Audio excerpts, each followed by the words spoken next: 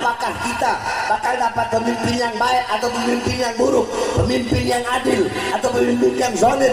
Itu tergantung dari suara-suara kalian. Maka jangan sampai suara-suara kalian bisa dibeli oleh capres-capres yang tujuannya perut, tujuannya pangkat, tujuannya jabatan, tujuannya tahta, tujuannya kekuasaan. Jangan kalian jual suara-suara kalian.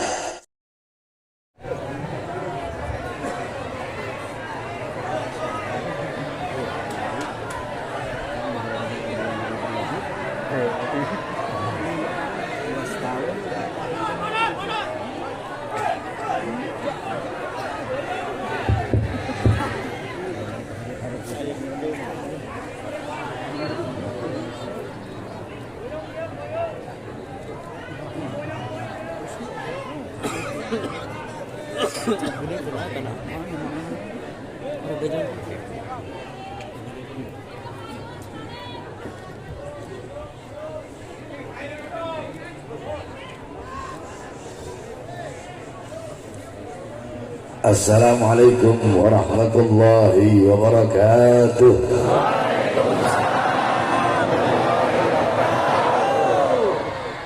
Alhamdulillah, alhamdulillahil qawiyyi sultanuh, al-wadihil burhanuh, al-mabsut fil wujud karamuhu wa ihsanuh. Allahumma salli wa sallim wa barik wa karrim wa adzim ala nuril anwar وسر الأسرار وترياك الأخيار ومفتاح باب اليسر سيدنا ومولانا محمد المختار وآله الأطهار وأصحابه الأخيار عدد نعم الله وإفضاله. أما بعد, saya cinta yang saya muliakan segenap para alim ulama, para habaib, para kiai, para asatid, para tokoh masyarakat, segenap aparat pemerintah, wabil khusus guru-guru kita yang telah menyampaikan nasihatnya, Kiai Yayan, Kiai Yanto, beserta para kiai ajengan yang lainnya. Saya cinta yang saya muliakan Bapak Haji Emen, saya cinta yang saya muliakan segenap pengurus Masjid Al-Hidayah, saya cinta yang saya muliakan segenap panitia peringatan Hari Besar Islam, peringatan ini apa? Maulid apa? Isra wal Mi'raj baginda Nabi besar Muhammad, beserta seluruh hadirin hadirat, bapak-bapak, ibu-ibu, khususnya para pemuda-pemudi umat baginda Nabi besar Muhammad yang selalu dimuliakan oleh Allah Subhanahu wa taala. Saudara-saudara sekalian yang dimuliakan oleh Allah, sebelumnya saya mohon maaf karena saya tidak bisa lama. Saya lagi sakit, tapi tetap saya paksakan karena udah berapa tahun saya nggak ke Tasik gitu, kasihan jamaah Tasik. Udah berapa kali saya nggak sempat datang karena sibuk. Jadi walaupun sedikit, insya Allah bermanfaat. Saya nggak ceramah, anggap kita lagi ngaji. Paham? Lagi apa? Saudara-saudara sekalian yang dimuliakan oleh Allah, kita duduk pada malam hari ini untuk mengenang satu peristiwa yang mulia, satu peristiwa yang agung, satu kejadian yang luar biasa, perjumpaan seorang hamba dengan Tuhannya, perjumpaan kekasih dengan kekasihnya, yaitu perjumpaan baginda Nabi besar Muhammad dengan Allah Subhanahu wa taala yang kita kenal dengan peristiwa Isra wal Mi'raj. Para ulama-ulama salaf, banyak sekali daripada beliau-beliau yang mengarang kitab-kitab yang menjelaskan tentang Isra wal Mi'raj. Ada kitab Al-Ayah, ada kitab An-Nurul Wahaj fi Qissah Isra wal Mi'raj, karangan Al-Imam Ali Zainal Abidin bin Muhammad Al-Hadi Al-Barzanzi, disyarahkan oleh cucunya, diberi nama kitab Tajul Ibtihaj ala Nuril Wahaj, karangan Al-Imam As-Sayyid Ja'far Al-Barzanzi. Kemudian ada lagi kitab Ayatul Kubra fi Syarah Qissatul Isra, karangan daripada Al-Imam As-Suyuti. Ada kitab Al-Ayah Az-Zahima Al-Bahira fil Mi'raj Sayyidu Ahli Dunya wal Akhirah, karangan daripada Al-Imam Al-Hafidh Syamsuddin Muhammad ibn Yusuf Asy-Syami Ad-Dimashqi. Satu lagi kitab beliau Al-Ayatul Bayyinat fil Mi'raj Sayyidu Ahli al-Ardi was Samawat.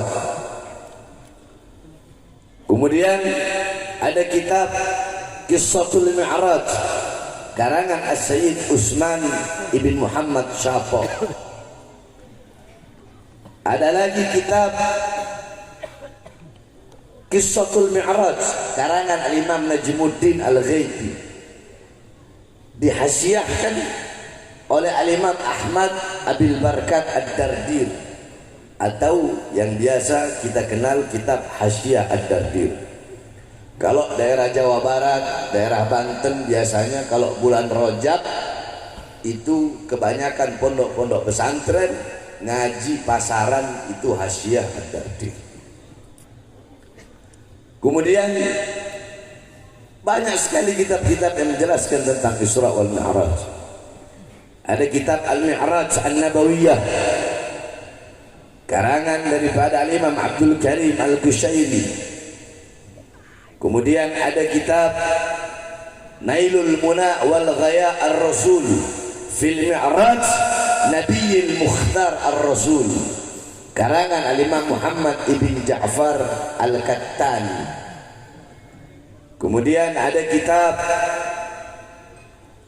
Al-Isra wal Mi'raj Mu'jizatul Kubra li Sayyidil Anbiya, karangan Al-Imam Syekh Nafi Al-Jauhari.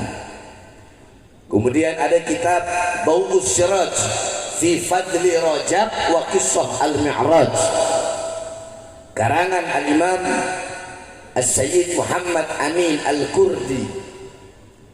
Kemudian ada kitab Hulal Ad-Dibaj Al-Matruzah fil Qissah Isra wal Mi'raj, karangan Imam Ahmad bin Muhammad Ar-Rahwani At-Tatwani. Kemudian ada lagi kitab Al-Mi'raj Mu'jizatul Kubra li Sayyidil Anbiya, karangan Imam Syekh Hasan Asy-Syati. Kemudian ada kitab Al-Anwar Al-Bahiyah fil Mi'raj Khairil Bariyah, karangan Abuya As-Sayyid Al-Imam Al-Habib Muhammad bin Alwi Al-Maliki Al-Hasani. Dan masih banyak lagi kitab-kitab yang lain. Karena saya tidak panjang lebar, kalau kalian pengen tahu hikmah Isra wal Mi'raj, engkau pelajari kitab-kitab yang saya sebutkan tadi. Maka insya Allah engkau akan mendapatkan pemahaman yang jelas tentang kejadian Isra wal Mi'raj. Karena dalam kaidah dijelaskan, man arada taqadduma fa'alaihi bi kutubil mutaqaddimin, faman arada ta'akhura fa'alaihi bi kutubil mutaakhirin. Barang siapa yang ingin maju, barang siapa yang ingin terdepan di dalam masalah ilmu, hendaklah engkau berpegang teguh kepada kitab-kitab ulama salaf terdahulu. Pelajari kitab-kitab tersebut, insya Allah kalian akan mendapatkan pemahaman tentang Isra wal Mi'raj. Sebab kenapa? Sebab zaman sekarang ini saya lihat banyak para penceramah, ustadz, kiai, habib yang salah dalam menjelaskan Isra wal Mi'raj. Satu contoh, banyak penceramah di TV-TV juga itu banyak mereka ngomong ketika pembelahan dada Nabi Muhammad SAW, mereka berkata turun Jibril alaihissalam membawa cawan yang terbuat dari emas berasal dari sorga, dibelah dada Nabi Muhammad, dibuang kotoran-kotorannya, dibersihkan, disucikan. Kalau ada ustadz, kiai, habib, ulama ngomong seperti itu, dibersihkan dari kotoran-kotoran, itu ustadz, kiai, habib, ulama goblok. Saudara-saudara, makanya pelajari kitab, berpegang kepada kitab. Kalian tahu apa yang dikeluarkan oleh Jibril dari hati Nabi Muhammad? Yang dikeluarkan bukan kotoran. Tidak ada kotoran dalam hati Nabi Muhammad. Kalau orang yang belajar kitab, dia bakal tahu yang dikeluarkan oleh Jibril adalah rahmat Nabi Muhammad untuk iblis. Paham? Nabi Muhammad ini rahmatan lil alamin untuk seluruh alam semesta termasuk iblis. Nah, yang dikeluarkan itu kasih sayang Nabi, rahmatnya Nabi untuk iblis. Agar apa? Agar tidak ada celah bagi iblis untuk bisa menggoda baginda Nabi besar Muhammad. Paham? Ini ngaji, saya nggak ceramah. Paham? Paham? Jadi yang dikeluarkan apa? Rahmat Nabi Muhammad untuk iblis, bukan kotoran. Jadi hati Nabi Muhammad dibersihkan.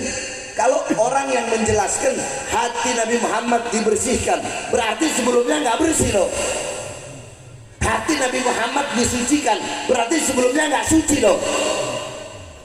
Itu maknanya, maksudnya adalah membersihkan sesuatu yang telah bersih, mensucikan sesuatu yang telah suci. Contoh, kalian punya wudhu, suci nggak? Terus kalian wudhu lagi, ya sama seperti itu.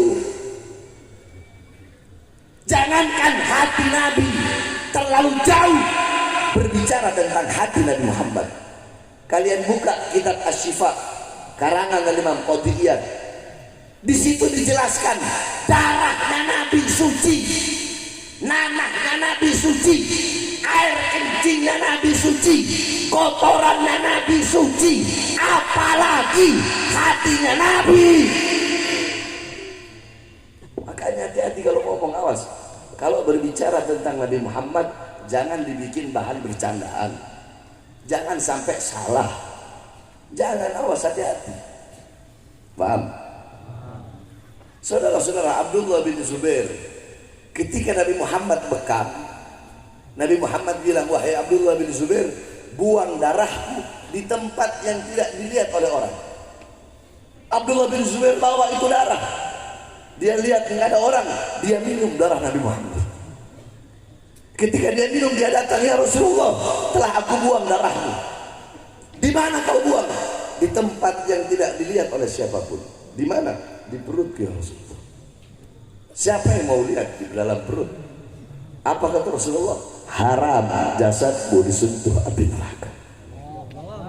Ketika perang Uhud, betis Nabi Muhammad terkena anak panah sehingga mengucur darahnya Nabi. Tiba-tiba datang Malik ibn Sinan, dia kecup, dia letakkan bibirnya di darahnya Nabi Muhammad. Agar apa?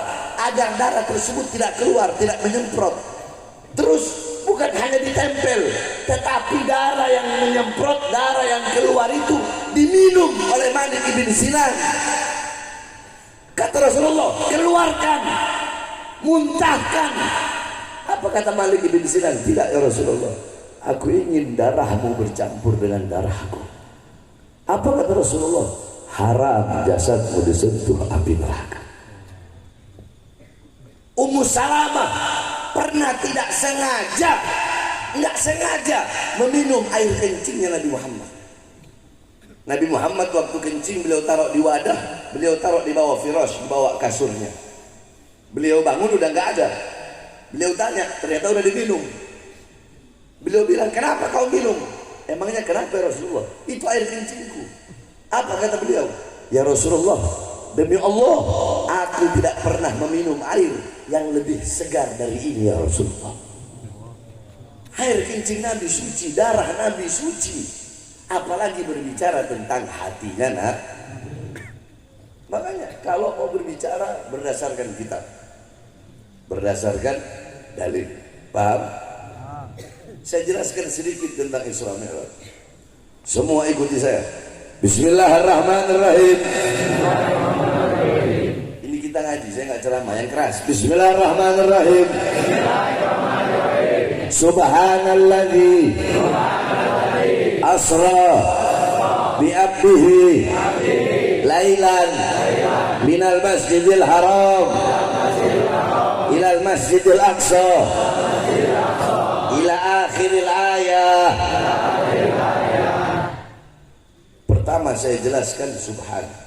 Perhatikan. Subhana bimakna tanzih. Subhana bimakna apa? Yakni tanzihullah min kulli su'. Yang kedua subhana bimakna al-bara'ah. Yakni bara'ah lillah min kulli naqsin wa su'in wa kadza wa kadza wa kadza. Subhana itu kalimat tasbih, maknanya adalah mensucikan Allah dari segala macam keburukan, kekurangan, melepaskan Allah dari segala macam kemustahilan. Loh, kenapa? Saudara-saudara, beda ayat Al-Quran kalau pakai subhana dan nggak pakai subhana itu nggak sama. Sama kayak ayat kalau pakai inna sama nggak pakai inna nggak sama. Jadi setiap ayat kalau ada subhana itu bermakna ta'ajjub. Allah ingin menunjukkan kekuasaannya, Allah ingin menunjukkan kehebatannya. Kok bisa? Ya, karena Isra wal Mi'raj ini adalah kejadian yang gak masuk akal kalau orang yang mendahulukan akal. Bagaimana mungkin perjalanan yang harusnya dilalui selama berbulan-bulan, perjalanan itu hanya dilalui beberapa saat daripada satu malam itu, nggak sampai satu malam, hanya beberapa saat daripada waktu malam. Masuk akal nggak? Jawab, masuk akal nggak? Nah, karena ini kejadian tidak masuk akal, makanya Allah awali dengan kalimat subhana untuk meyakinkan, untuk menguatkan bahwasanya tidak ada yang mustahil bagi Allah. Faham? Faham? Subhan. Lanjut. Subhanalladzi asra. Maha suci zat yang memperjalankan. Memperjalankan berarti siapa yang memperjalankan? Siapa yang memperjalankan? Jawab yang keras. Siapa yang memperjalankan? Berarti Isra Mi'raj itu keinginan Nabi apa keinginan Allah? Keinginan Nabi apa keinginan Allah? Kemauan Nabi apa kemauan Allah? Nabi Muhammad bukan Nabi, bukan Nabi Muhammad. Asra, memperjalankan. Berarti Allah yang memperjalankan Nabi, Allah yang ingin berjumpa dengan Nabi. Kenapa, Ben? Karena pada tahun itu adalah Amul Hazn. Apa? Tahun kesedihan. Ingat ini. Tahun kesedihan. Loh, kok bisa tahun kesedihan? Jadi orang zaman dulu itu, ya, saya jelasin sedikit biar kalian paham. Tahun itu dinamakan sesuai kejadian terbesar yang terjadi pada tahun tersebut. Paham? Ada Amul Fil, tahu kan? Amul Fil artinya apa? Tahun gajah. Karena pada waktu itu umat Islam nggak punya kalender. Umat Islam punya kalender itu di zamannya Sayyidina Umar bin Khattab. Ini saya jelaskan biar rinci, biar kalian paham. Amul Fil, tahun gajah. Kenapa dinamakan tahun gajah? Karena kejadian terbesar dalam satu tahun itu, dulu waktu itu pakai tahun Komariah. Kejadian terbesar adalah pasukan gajah datang ingin menghancurkan Ka'bah. Ada namanya Am Tajdidul Ka'bah, tahun renovasi Ka'bah. Loh, kenapa dinamakan tahun renovasi Ka'bah? Karena kejadian terbesar pada tahun itu Mekah banjir, Ka'bah ada beberapa bagian yang rusak sehingga direnovasi. Itu kejadian terbesar. Paham?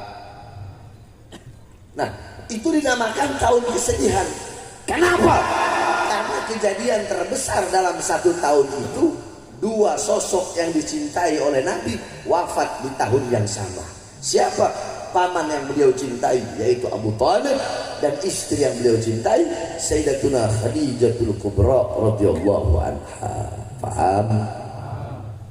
Nah, Allah yang mengetahui keadaan hati hambanya yang sedang gelisah. Nabi Muhammad gelisah, Nabi Muhammad sedih. Dua sosok yang beliau cintai wafat di tahun yang sama. Makanya Allah undang Nabi Muhammad dengan perjalanan Isra wal Mi'raj untuk berjumpa dengan Allah, untuk menggembirakan baginda Nabi besar Muhammad. Paham? Paham? Lanjut. Subhanalladzi asra bi'abdi. Bi'abdihi, para ulama mengatakan al-abd hamba. Al-abd hamba di sini adalah hamba yang utuh. Ini Tasik kebanyakan santri kan? Santri kan? Dengerin baik-baik ini. Al-abd yakni maknanya hamba yang utuh. Maksudnya apa hamba yang utuh? Ra'a bi'alatil ain, atau yar'a bi'alatil ain, yasma' bi'alatil udun, yatakallam bi'alatil lisan, yamshi bi'alatil rijlain. Hamba yang utuh itu adalah hamba yang melihat pakai alat mata, mendengar pakai alat telinga, memegang, menyentuh pakai alat tangan, berjalan pakai alat kaki. Itu namanya hamba. Hamba yang utuh, maksudnya ada jasadnya, ada ruhnya.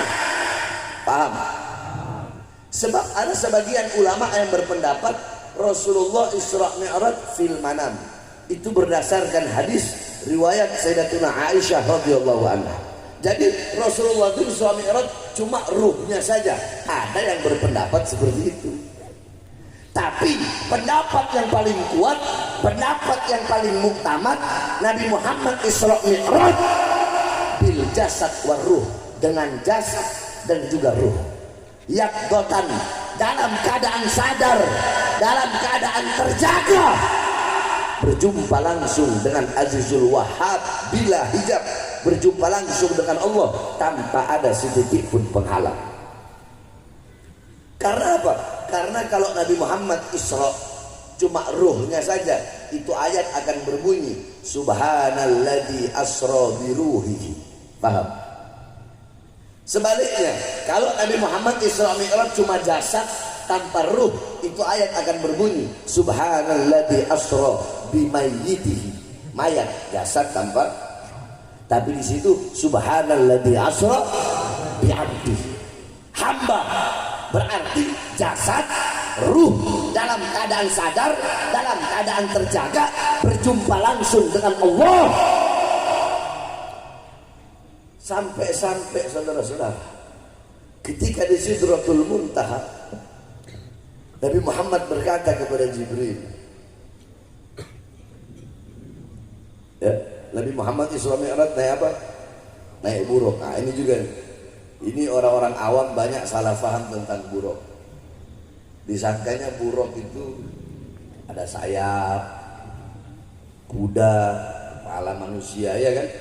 Banyak gambar-gambar buruk begitu kan? Nah, ini orang goblok. Buruk itu adalah makhluk Allah Subhanahu wa ta'ala. Dia seperti kilat, sejenis kilat. Dia lebih kecil dari kuda, lebih kecil dari kuda, lebih besar dari keledai. Kalau jalannya naik, kaki belakang memanjang dengan sendirinya. Kalau jalan turun, kaki depan memanjang dengan sendiri. Itu buruk. Paham? Baru tahu atau udah tahu? Baru tahu? Kayak ngaji biar tahu. Ketika di Sidratul Muntaha, Nabi Muhammad berkata, wahai Jibril, ayo ikut berjumpa denganku. Ayo ikut berjumpa dengan Allah Subhanahu wa Ta'ala. Apa kata Jibril? Ya Rasulullah, cukup tugasku sampai di sini. Aku tidak bisa menghantarkanmu berjumpa dengan Allah. Aku akan hancur, aku akan terbakar, aku akan jadi debu. Rasulullah berkata, la yatruk khalila khalila ya Jibril. Kekasih itu gak bakal meninggalkan kekasihnya. Ayolah ikut denganku wahai Jibril. Tetap gak bisa Jibril. Pertanyaannya, kenapa Jibril tidak bisa berjumpa dengan Allah? Sedangkan Nabi Muhammad bisa langsung berjumpa dengan Allah, bahkan sandalnya berjumpa dengan Allah Subhanahu wa Ta'ala. Bukankah Jibril diciptakan dari cahaya? Kata Rasulullah, wahai Jibril, engkau diciptakan dari cahaya. Apa jawab Jibril?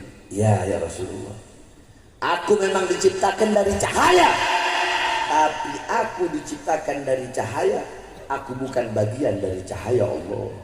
Sedangkan engkau Allah ciptakan dari cahaya, dan engkau adalah bagian dari cahaya Allah Subhanahu wa Ta'ala. Sebagaimana dalam dalilnya apa? An Jabir bin Abdillah al-Ansari radhiyallahu anhu qala Rasulullah bi abi wa ummi akhbirni an awwal shay'in khalaqallahu qabla asya' qala ya Jabir khalaqallahu qabla asya' nura nabiyyika Muhammadin sallallahu alaihi wasallam min nuri. Makhluk yang pertama kali Allah ciptakan adalah cahaya Nabi Muhammad yang Allah ciptakan dari cahaya Allah Subhanahu wa Ta'ala.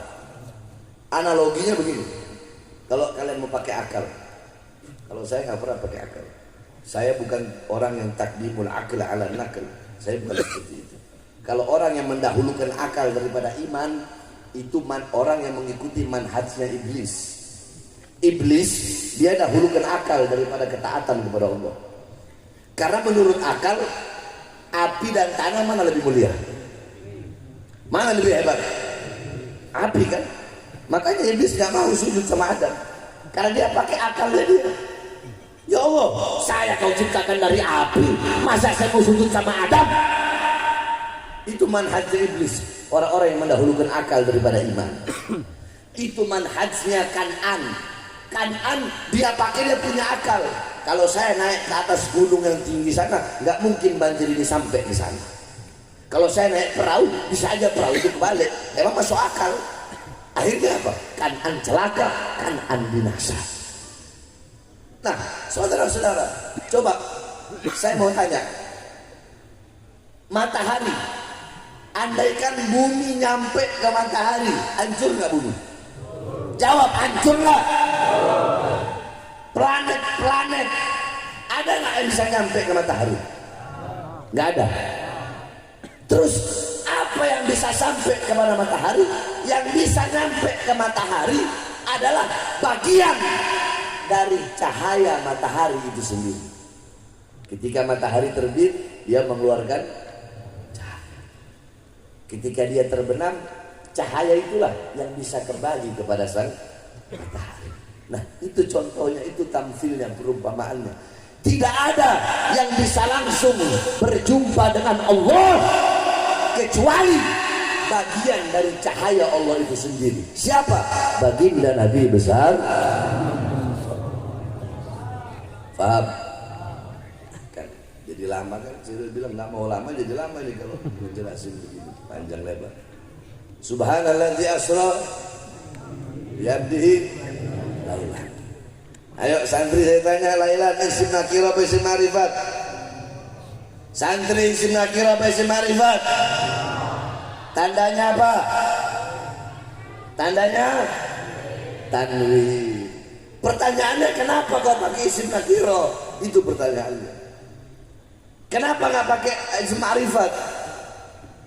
Kalau pakai isim ma'rifat, Allah ini artinya satu malam penuh.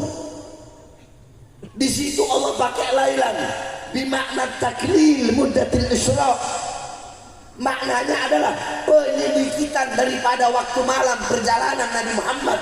Berarti Nabi Muhammad Isra bukan satu malam penuh, bisa jadi 1 jam, bisa jadi 10 menit, bisa jadi cuma 1 menit, bisa jadi cuma 1 detik. Wallahu a'lam.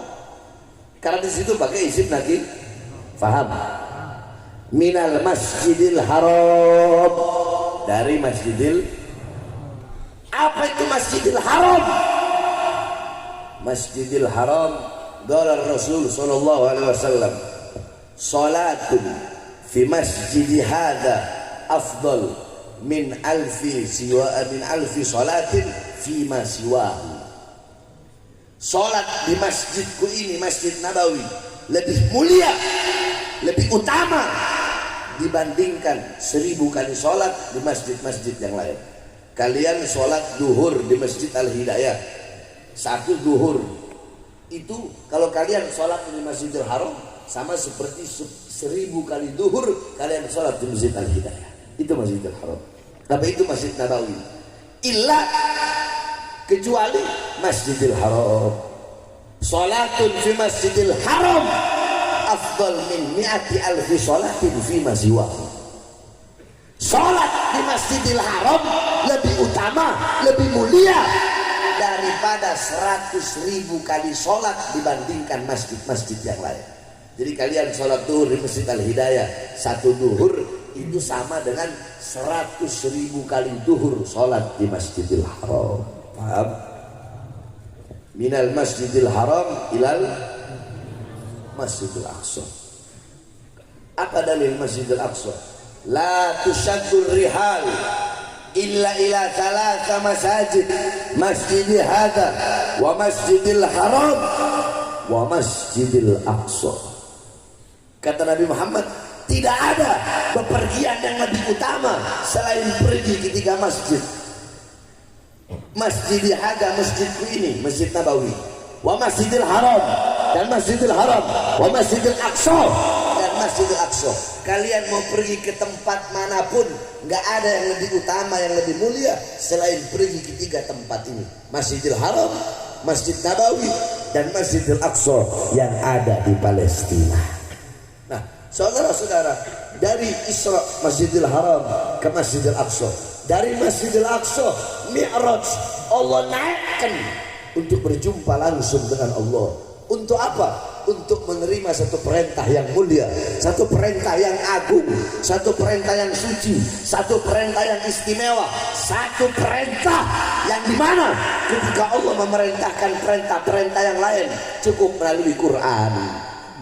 Allah perintahkan puasa cukup melalui Quran. Allah perintahkan haji cukup melalui Quran. Allah perintahkan zakat cukup melalui Quran. Allah perintahkan kewajiban apapun cukup melalui Quran. Tapi ketika Allah perintahkan perintah yang satu ini tidak cukup melalui Quran, Allah undang langsung Nabi Muhammad untuk menerima perintah tersebut karena begitu penting, utama, dan mulianya perintah tersebut. Contoh, saya kalau mau memberi perintah yang biasa-biasa aja cukup lewat telepon. Jalil, ente ke sana. Lil, ente ini. Lil, ente lakuin ini. Lil, ente lakuin ini. Tapi kalau ana mau memberikan perintah yang penting, nggak mungkin hanya lewat telepon. Lil, ente datang sekarang ketemu sama ana. Paham nggak? Itu perumpamaannya. Perintah yang lain cukup melalui Quran. Tapi perintah yang satu ini nggak cukup melalui Quran.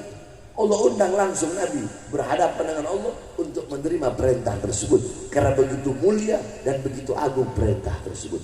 Apa itu? Apa itu? Yang keras apa itu? Apa itu? Salat. Jadi intisari Isra wal Mi'raj adalah perintah salat. Makanya saudara-saudara, saya wasiatkan kepada kalian semua, jaga kau punya salat. Salat, jaga kau punya salat, perhatikan kau punya salat. Salat imaduddin. Salat yang agama. Rusak atau tegaknya agamamu tergantung daripada kau punya salat. Kalau kau punya salat baik, kau punya salat sempurna, kau punya salat kau tegakkan, maka tegak pula engkau punya agama. Tapi kalau salatmu rusak, salatmu hancur, salatmu bobrok, maka rusak, hancur engkau punya agama. As-salatu ra'sul ibadah. Sholat itu kepalanya ibadah, otaknya ibadah, mukhul ibadah, otak ibadah, kepala ibadah, pemimpin ibadah. Berarti seluruh amal ibadah kalian itu mengikuti sholat. Ya, amal ibadah kalian mengikuti sholat. Kalau sholat kalian baik, seluruh amal ibadah kalian bakal baik. Tapi kalau sholat kalian rusak, maka seluruh amal ibadah kalian bakal rusak. Kaedahnya apa? Idza taghayyarul ru'us taghayyarul mar'us. Kalau pemimpin rusak, maka yang dipimpin pun akan rusak. Sedangkan pemimpin ibadah adalah sholat. Jadi kalau sholatnya seseorang rusak, nggak sempurna, maka rusak pula seluruh amal ibadahnya. Jangan pernah kau tinggalkan sholat. Beb, saya nggak bisa sholat di masjid. Nggak bisa sholat di masjid, nggak apa-apa. Kau sholat di rumah. Beb, saya nggak bisa sholat jamaah. Nggak bisa sholat jamaah, sholat sendiri. Beb, saya nggak bisa sholat awal waktu. Nggak bisa sholat awal waktu, sholat tengah waktu. Beb, saya nggak bisa sholat tengah waktu. Nggak bisa sholat tengah waktu, sholat akhir waktu. Yang penting jangan pernah engkau tinggalkan engkau punya sholat. Terus bagaimana, Beb, kalau kami pernah meninggalkan sholat kami dengan sengaja? Kalau kalian pernah meninggalkan sholat dengan sengaja, wajib kalian qadha. Kalian punya sholat, tidak ada alasan apapun untuk tidak mengqadha sholat. Jangankan kita yang meninggalkan sholat gara-gara urusan dunia. Saya cerita kepada kalian, dengarkan dengan khidmah cerita ini. Al-Habib Abdul Qadir bin Ahmad As-Segaf tinggal di Jeddah. Beliau seorang wali kutub. Beliau punya ayah namanya Habib Ahmad As-Segaf, wali kutub. Ketika beliau sholat subuh, tasyahud terakhir, tiba-tiba beliau fana. Tahu fana? Langsung lupa segala-galanya. Saking khusyuknya beliau sholat berhadapan dengan Allah. Apakah cuma sejam, 2 jam, 3 jam? Bukan. Sehari tetap dalam posisi begini. 2 hari, 3 hari, 4 hari, 10 hari, sampai 40 hari. Ketika lewat 40 hari, tiba-tiba beliau sadar. Ketika beliau sadar, langsung Assalamualaikum warahmatullahi. Assalamualaikum warahmatullahi. Beliau bilang kepada anaknya Habib Abdul Qadir, wahai Abdul Qadir, telah masuk waktu, apakah telah masuk waktu duha? Jadi beliau kira beliau itu fananya cuma sampai waktu duha, faham? Jadi dikiranya cuma sampai waktu duha doang. Dikiranya cuma 2 jam, 3 jam doang. Beliau nggak sadar kalau udah 40 hari. Apa kata Habib Abdul Qadir? Abah bukan hanya waktu duha aja, tapi udah 40 hari Abah. Astagfirullahaladzim. Akhirnya apa? Beliau mengqadha sholat 5 waktu selama 40 hari yang beliau tinggalkan karena saking khusyuknya dalam sholat subuhnya kepada Allah. Itu beliau wali yang ketinggalan sholat 5 waktu saking khusyuk berhadapan dengan Allah. Apalagi kita yang meninggalkan sholat gara-gara urusan dunia. Coba kau lihat orang-orang zaman sekarang, di masjid-masjid kalian, di musola-musola kalian, terdengar panggilan Allah, hayya 'alas shalah, hayya 'alas shalah. Ayo sholat. Kalian yang berdagang, berhenti dulu dagangnya. Yang punya toko, tutup dulu tokonya. Kalian yang bertani, berhenti dulu bertani. Kalian yang bekerja, berhenti dulu bekerja. Ayo kembali kepadaku. Datang ke masjid, datang ke musola, atau ke rumah kalian, kembali kepadaku. Tetapi panggilan Allah terdengar di mana-mana.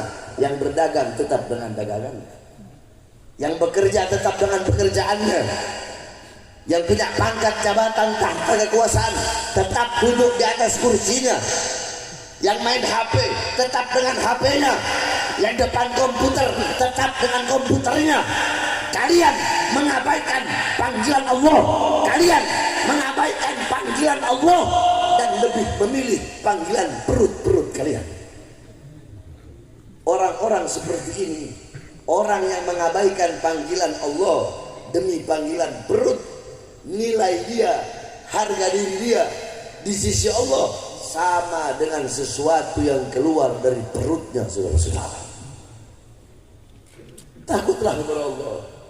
Apa sih yang Allah minta? Saya tanya, kalian sholat duhur 4 rakaat, asar 4 rakaat, maghrib 3 rakaat, isya 4 rakaat, subuh 2 rakaat, sama sunnah rawatibnya kita ambillah satu sholat 1 jam, itu udah paling lama. Mau wirid-wiridnya malah ya, habis maghrib baca rotib haddad, habis isya baca rotib alatas, sebelum subuh baca doa fajar, ba'da subuh baca wirdul latif, sebelum duhur baca futuhatul arsyah, ba'da duhur baca mafatihus sa'adah, hizib nawawi, hizib khafi, wirid sakran, sebelum asar baca wirdul kabir, wirdul sohir Syekh Abu Bakar bin Salim, ba'da asar hizib bahar, hizib nasor Syekh Bil Hasan Asyadili, sebelum maghrib wirdul latif, ba'da maghrib rotib haddad. Ambil 1 jam, berarti dalam 1 hari ada berapa? 5 jam. 1 hari berapa jam? Jawab. 24 jam. Ambil 5 jam, masih ada sisa berapa? Sisa berapa?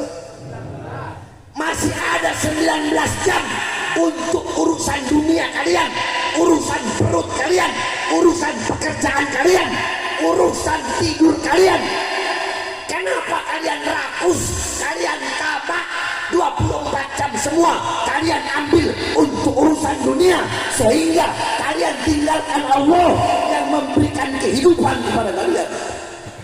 Apa pantas kita disebut hamba Allah Subhanahu wa ta'ala?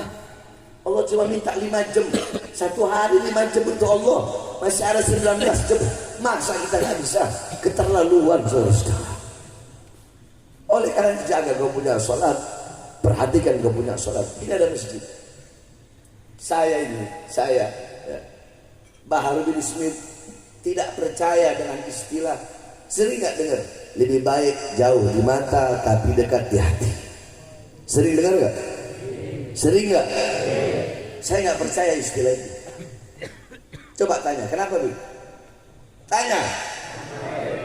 Iya, saya nggak percaya.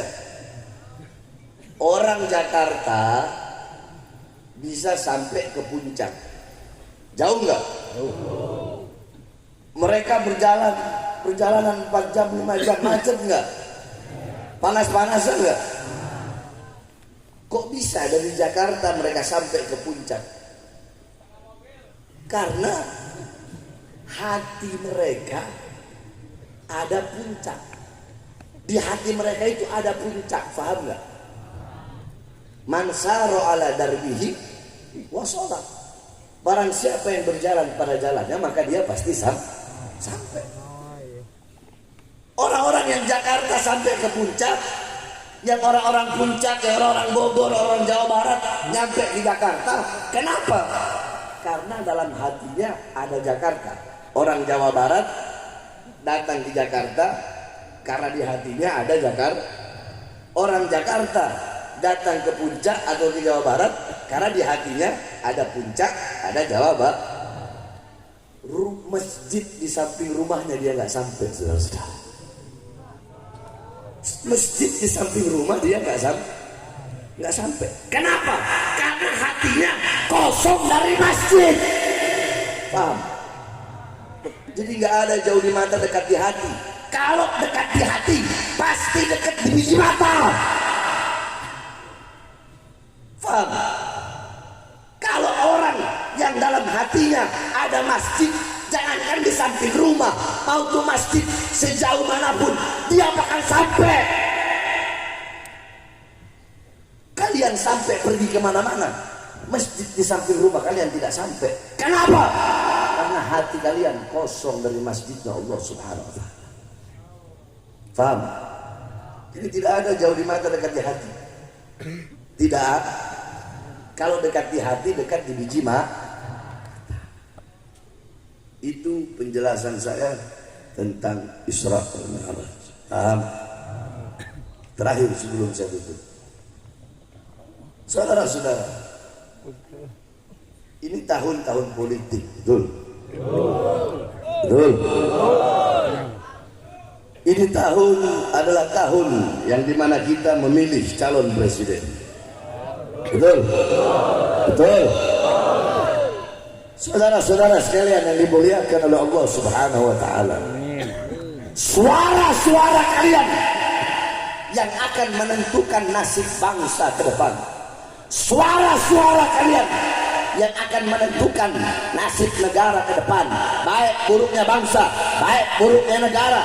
Apakah kita bakal dapat pemimpin yang baik atau pemimpin yang buruk, pemimpin yang adil atau pemimpin yang zalim? Itu tergantung dari suara-suara kalian.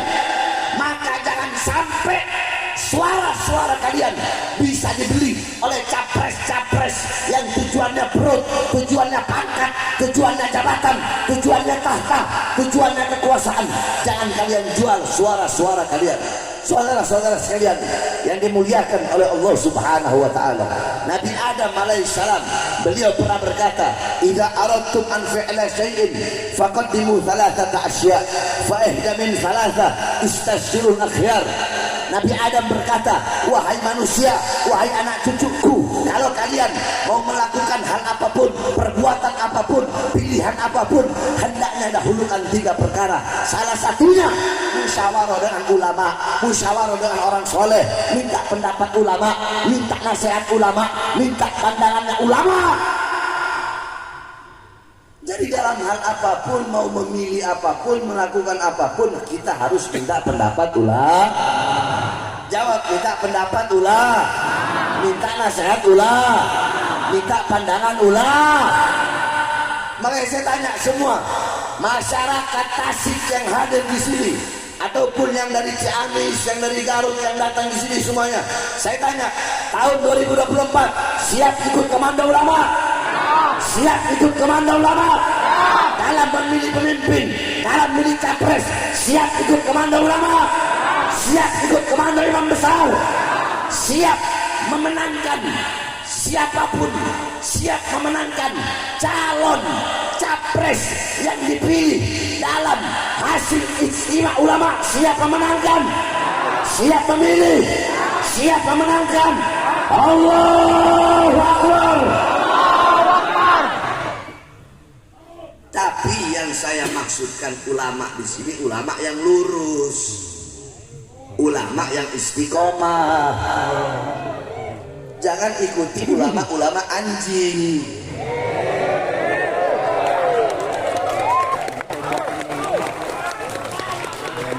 Loh, Habib kok bisa bilang ulama anjing? Ya, saya udah bilang, saya kalau ngomong ada dalil.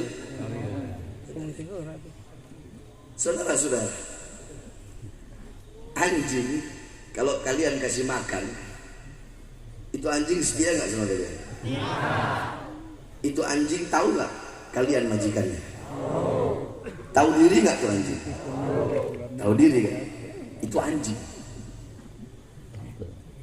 Dia setia kepada majikan dan memberikan dia makan. Ada ulama, ada ustadz, ada kiai, ada habib. Allah kasih anugerah, Allah kasih ilmu. Tapi alimun alladzi yaj'alu ilmahu tabi'an li ra'yil muluk. Ini orang alim, ini ustaz, ini kiai, ini habib. Dia menjadikan ilmunya untuk mengikuti kemauan penguasa. Penguasa mau yang halal jadi haram. Nah, mereka cari dalil bagaimana caranya yang halal ini jadi haram. Penguasa pengen yang haram jadi halal, mereka cari dalil bagaimana caranya yang haram jadi halal. Ini ulama-ulama penjilat, ulama penjilat pejabat, ulama-ulama anjing, ulama-ulama biadab yang mengkhianati Allah dan mengkhianati Rasulullah. Saya tanya, dia khianat nggak sama Allah? Khianat nggak sama Rasulullah? Anjing dikasih makan sama majikan, khianat nggak? Berarti kan bukan anjing, lebih anjing dari anjing. Maksud saya ikuti ulama yang ulama yang istiqomah. Nah kemarin ya, digelar ijtima ulama. Ulama dari seluruh Indonesia datang. Ulama yang lurus, yang istiqomah. Mereka datang, tiket beli sendiri. Yang naik pesawat beli tiket pesawat sendiri, yang naik bis beli tiket bis sendiri, yang naik kereta beli tiket kereta sendiri, nginep di hotel bayar sendiri, makan beli sendiri. Di sisi lain ada ulama-ulama anjing tadi yang dimana capres ngasih uang ke mereka. Nih uang, bagaimana caranya suara umat agak berikan kepada saya. Saya tanya, kalau ada yang begini, pertama, satu, ulama yang mengeluarkan hartanya, tenaganya, pikirannya untuk memilih capres. Yang kedua, ulama yang capres ngasih dia uang untuk suara umat kepada dia. Kalian pilih yang mana? Yang satu apa yang dua? Yang satu apa yang dua? Nah, berarti pintar orang Tasik.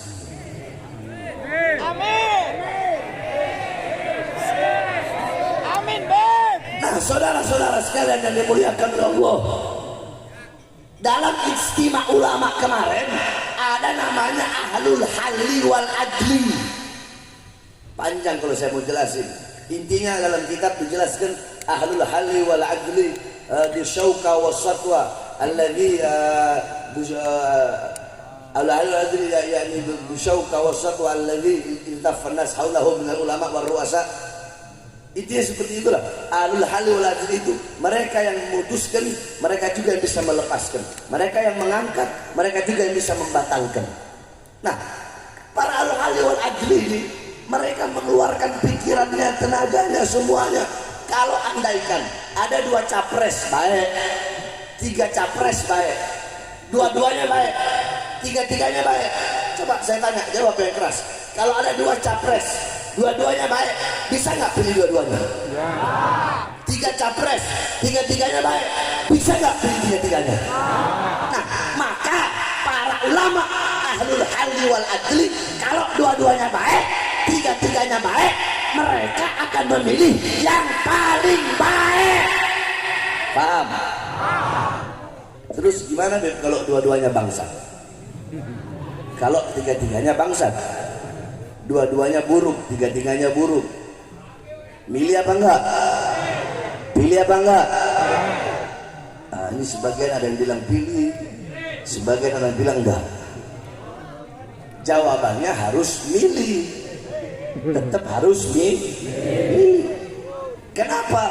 Sebab kalau kita nggak milih, bisa jadi yang jadi presiden yang paling banyak kebangsatannya, yang paling banyak keburukannya. Paham? Itu semua udah di apa namanya?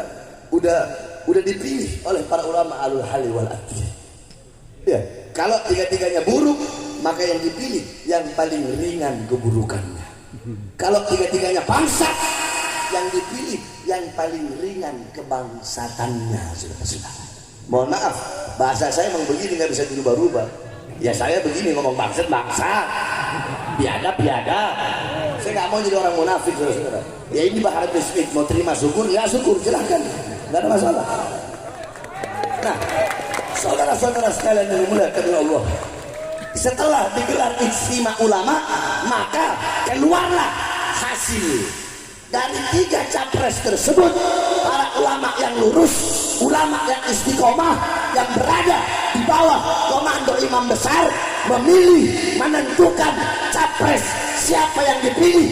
Yang dipilih, yang ditentukan adalah Anies Baswedan dan Muhaimin Iskandar, saudara-saudara.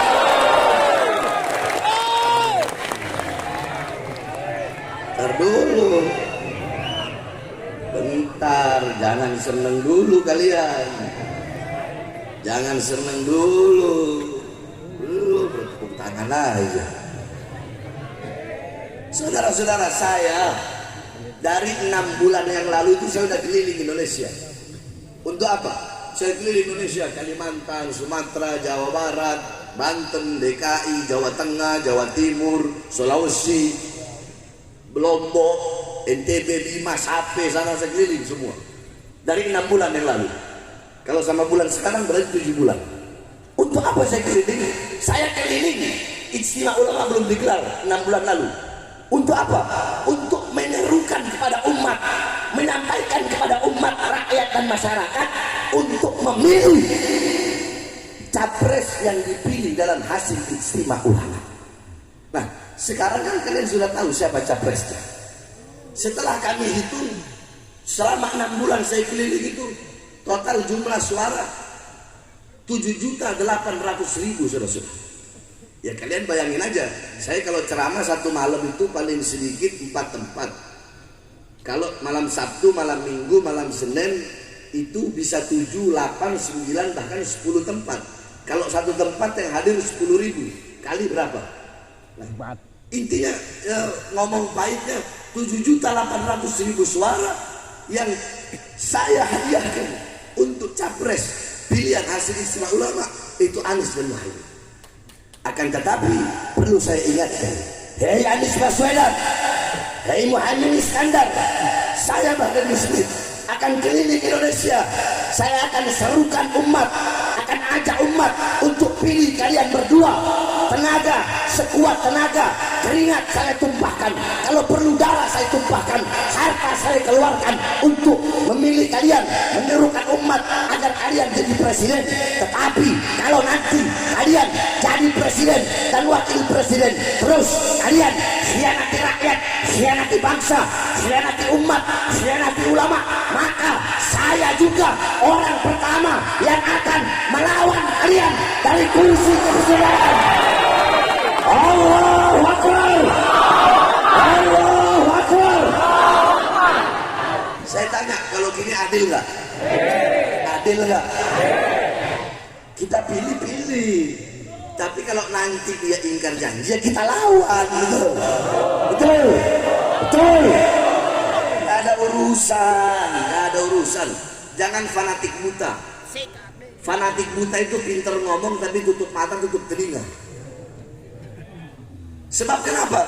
Sebab sekarang ini pejabat-pejabat sekarang mau capres, mau calon anggota dewan, mau calon presiden, calon gubernur, calon wali kota, bupati dan segala macam, mereka butuh sama rakyat kalau ada maunya doang.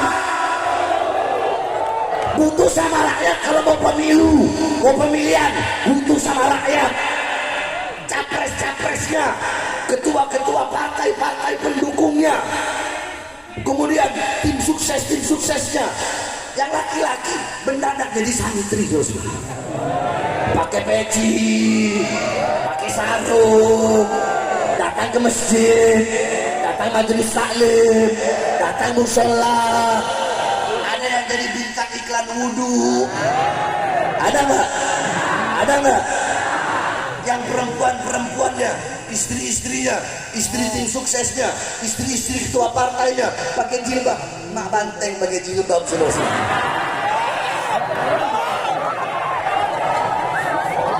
Betul? Mendadak jadi santriwati. Butuh sama rakyat kalau ada maunya doang. Saya berjanji, saya kalau jadi presiden kata capres. Saya kalau jadi anggota dewan, kata anggota dewan. Saya kalau jadi gubernur, kata gubernur. Saya kalau jadi wali kota, kata wali kota. Saya berjanji, saya tidak akan makan gaji saya sebagai presiden, sebagai dewan, sebagai gubernur, sebagai wali kota. Hei biadab, hei bajingan, kalian penipu, kalian pendusta. Iya memang kalian gak makan gaji kalian. Gaji presiden berapa? 60 juta, 40 juta.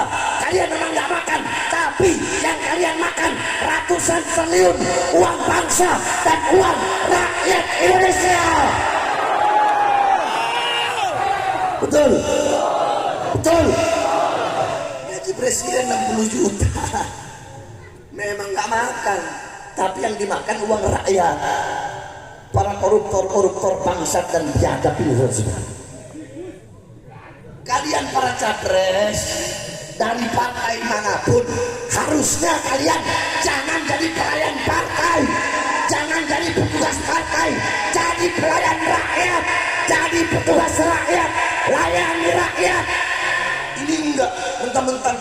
sombong, mentang-mentang Panglima TNI, mentang-mentang Kapolri. Hei, kalian jangan bangga sama pangkat, jangan bangga sama jabatan kalian.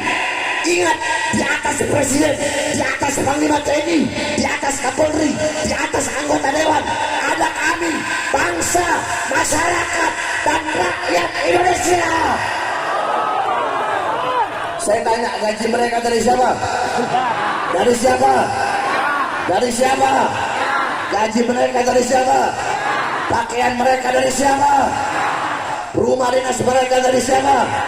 Mobil dinas mereka dari siapa? Dari keringat rakyat, dari darah rakyat. Maka hendaknya kalian jangan semena-mena kepada rakyat, layani rakyat. Kenapa? Rakyat ibu kandung kalian. Ini enggak nodong senjata, senjata diarahkan, ditodongkan ke masyarakat lemah. Ya goblok. Kalau mau todongkan senjata itu ke OPM sana. Betul, betul, betul. Jangan ke rakyat lemah, jangan ke masyarakat lemah. Betul, betul. Ini pejabat-pejabat sekarang begitu. Banyak ada janji palsu sama rakyat, saudara-saudara. Saya berjanji memakmurkan rakyat, saya berjanji mensejahterakan rakyat. Rakyat mana yang makmur? Hah? Rakyat mana yang sejahtera? Nelayan susah, petani susah, buruh susah, pengangguran semakin banyak, sembako naik, minyak naik. Rakyat mana yang sejahtera? Yang sejahtera investor-investor Cina, perusahaan-perusahaan asing. Kita, bangsa dan rakyat menjadi budak di negara kita sendiri, saudara-saudara. Betul, betul. Pahlawan zaman dulu itu ngusir penjajah. Pahlawan zaman dulu ngapain? Ngusir penjajah. Pejabat-pejabat sekarang mereka bukan ngusir penjajah, mereka undang penjajah gaya baru, dipakein kalung. Itu penjajah-penjajah merampok kekayaan alam Indonesia. Makanya saya tanya, Desa Liman seperti ini lawan apa biarkan? Yang keras lawan apa biarkan? Tidak adilan lawan apa biarkan? Siap lawan ketidakadilan, siap lawan kezaliman, siap lawan kesewenang-wenangan. Allahu Akbar. Indonesia merdeka, merdeka, merdeka. Makanya sudah saya tanya, apakah pernah Habib Rizik mengkhianati umat? Apakah pernah imam besar Habib Rizik meninggalkan umat? Pernah saya meninggalkan umat? Pernah saya mengkhianati umat? Saya berkali-kali masuk penjara. Demi apa? Demi menyampaikan kebenaran, demi menyampaikan keadilan. Suara saya adalah suara rakyat, saudara-saudara. Saya sampai dibawa ke Nusa Kambangan, diborgol tangan saya, perut saya, kaki saya. Demi siapa? Demi rakyat. Siapa yang saya bela? Yang saya bela rakyat kecil, rakyat susah, rakyat yang menderita. Makanya saya sudah gak peduli sekarang ini. Sekarang saya gak peduli, mau saya di penjara kek, mau ditembak kek, mau diracun kek, mau dibunuh kek, terserah. Yang penting selama kedua mata saya masih melihat kesengsaraan rakyat, kesusahan rakyat, penderitaan rakyat, maka selama itu Pak Bahar bin Smith akan berada di barisan paling depan melawan mereka sampai titik darah penghabisan.